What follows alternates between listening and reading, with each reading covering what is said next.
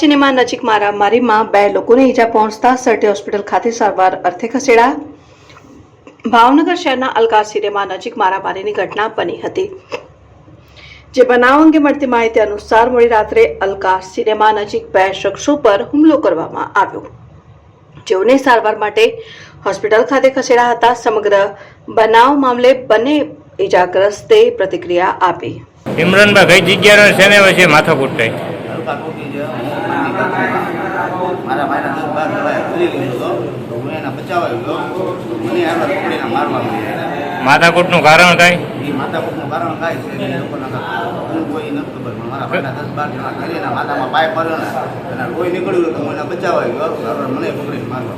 કેટલા જણા હતા? 10 થી 12 જણા હતા। શું નામ છે? નામમાં 1-2 જણાના ખાલી આવે, બાકી બીજાના નથી આવડતા। એકનું નામ ખલીલભાઈ, એકનું નામ સલીમ કરીને।